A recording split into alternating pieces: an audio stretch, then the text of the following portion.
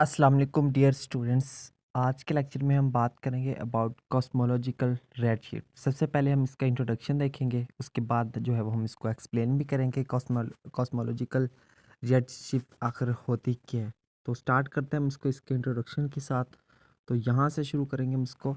The phenomena in which electromagnetic radiations coming from an object undergoes an increase in wavelength due to expansion of space is called cosmological redshift. Cosmological redshift क्या होती है? एक हमारे पास एक ऐसा phenomena होता है जिसके अंदर जो इलेक्ट्रोमैग्नेटिक रेडिएशंस हो रही है, जो कि किसी भी ऑब्जेक्ट से आ रही होती हैं, वो क्या करती हैं, वो undergoes an increase in wavelength, यानी कि उनकी जो वेवलेंथ है वो क्या होती है, इंक्रीज हो जाती है। किस वजह से? Due to expansion of space में एक्सपेंशन की वजह से उसको हम उस फिनोमेना को हम क्या नाम देते हैं? कॉस्मोलॉजिकल रेडशिफ्ट का नाम देते हैं। ठीक है, तो ये था इसका इंट्रोडक्शन। उसके बाद अगर हम इसके एक्सप्लेनेशन की बात करें तो यहाँ से स्टार्ट करते हैं इसके explanation. In Doppler effect red shift is the phenomena occur due to receding relative motion of the source and observer. ठीक है, डॉपलर इफेक्ट को हम डिस्कस कर चुके हैं बड़ी डिटेल में। उसमें क्या था, जो रेड शिफ्ट थी वो क्या था, एक ऐसा फिनोमेना था जो जो कि रिसेडिंग रिलेटिव मोशन के जो अब सोर्स और ऑब्जर्वर के दरमियान जो रिलेटिव मोशन थी उसमें इंक्रीज़ की वजह से वो, और यानी कि जो रेड शिफ्ट थी वो अकर होती थी डॉपलर इफेक्ट के अंदर। ठीक है, बट इन जी अटर, लेकिन जी टी आर की अगर हम बात करें, यानी कि जनरल थ्योरी ऑफ रिलेटिविटी की अगर हम बात करें, तो उसमें क्या था, cosmological redshift is attributed to expansion of the space. लेकिन कॉस्मोलॉजिकल जीटीआर के अंदर जो कॉस्मोलॉजिकल रेडशिफ्ट है वो क्या है, एक्सपेंशन ऑफ स्पेस के एट्रीब्यूट करती है, यानी कि एक्सपेंशन ऑफ स्पेस से ताल्लुक़ रखती है। ठीक है, ये एक छोटा सा डिफरेंस इसमें याद रखना है।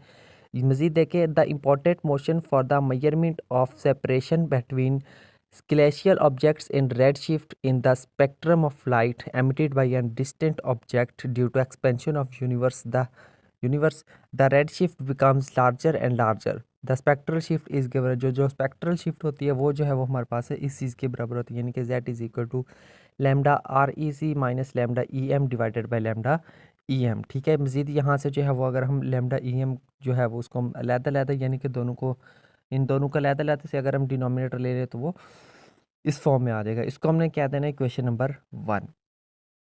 आगे देखिए, when the light pass between two object separated by distance D R then relative velocity D V according to Hubble's law will be. ठीक है, हबल लॉ के मुताबिक जो वेलोसिटी है वो हमारे पास किसके बराबर होगी, वो हमारे पास v is equal to H R के बराबर होगी। ठीक है, दोनों तरफ डेरिवेटिव ले लिया यहाँ पर। ठीक है, और यहाँ से हम जानते हैं कि जो एच है ये किसकी, यानी कि जो हबल्स कांस्टेंट, ये किसके बराबर होता है, ए डॉट डिवाइडेड बाय ए के बराबर होता है। ठीक है, तो उसको हमने उस चीज़ से रिप्लेस कर दिया, तो इसको हमने क्या दिया, क्वेश्चन नंबर 2 का नाम दे दिया। ठीक है, आगे देखें, for near by points Doppler shift implies that, किसी भी नियर बाई पॉइंट्स के लिए जो डॉपलर इफेक्ट हमारे पास किस चीज़ के इक्वल होता है, हमारे पास इस चीज़ के इक्वल होता है, यानी कि D lambda divided by lambda E M is equal to D V over C के बराबर होता है। ठीक है, from equation number 2, equation number 2 में देखिए हमारे पास डी वी की वैल्यू पड़ी हुई है। ठीक है, इस डी वी की जगह पे यहाँ पे जो है वो हमने उसकी वैल्यू को पुट कर देना है। ठीक है, वैल्यू को पुट कर दिया, उसके बाद आगे देखें मज़ीद यहाँ पे, the time between emission and reception is given by light travel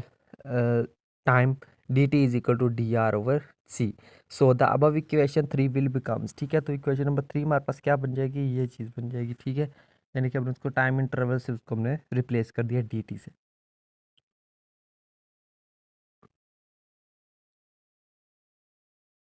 ठीक है, तो यहाँ पे देखिए एक में डॉट लिखा हुआ है ना, तो इस डॉट से क्या मुराद है, इसका डेरिवेटिव है ऊपर वाले डेट का। ठीक है, तो उस डॉट की जगह पे जो है हमने उसका डेरिवेटिव ले लिया। ठीक है, मज़ीद इसको सिंपलीफाई करेंगे तो हमारे पास ये वाली टर्म आ जाएगी। ठीक है, सो बाय इंटीग्रेटिंग दोनों तरफ, अगर हम जब हम इंटीग्रेट करेंगे तो हमारे पास ये वाली फॉर्म आ जाएगी। ठीक है, तो यहाँ से जो है हमें lambda is directly proportional to A मिल जाएगा।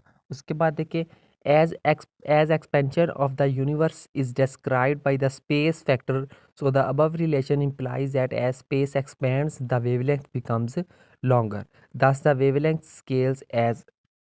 ठीक है, तो ये हमारे पास इस चीज़ के इक्वल आ गया। उसके बाद देखिए आगे पुट एन वन, अब इसी की वैल्यू को जो है इक्वेशन नंबर 1 के अंदर पुट की, जब इक्वेशन नंबर 1 के अंदर पुट करेंगे तो हमारे पास ये वाली फॉर्म बनेगी, और ये हमारे पास जो है वो किसके इक्वल आ जाएगा, z is equal to A into T R E C divided by A into T E M minus 1 के इक्वल आ जाएगा। ठीक है, सो आगे देखें, for present for space for present the scale factor, ठीक है, y is equal to 1, so the above equation becomes, ठीक है। अब स्केल फैक्टर जो है वो यानी कि जो a into T R E C है, ये वाला जो फैक्टर है, ये हमारे पास किसके बराबर है, 1 के बराबर है। किसके लिए, फॉर प्रेजेंट अप्रोच, ठीक है।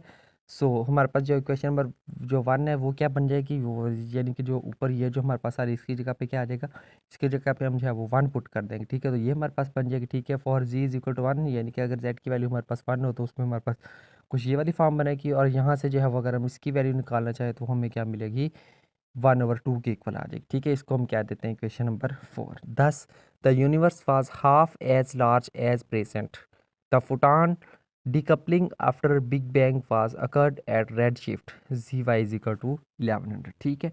तो बस ये था हमारा आज का लेक्चर, जिसके अंदर हमने जो है वो कॉस्मोलॉजिकल रेड शिफ्ट को एक्सप्लेन करने की कोशिश की है। तो उम्मीद करता हूँ आज का टॉपिक क्लियर हुआ होगा, ठीक है। तो मिलते हैं नेक्स्ट लेक्चर में किसी और टॉपिक के साथ, तब तक के लिए टेक केयर एंड अल्लाह हाफिज़।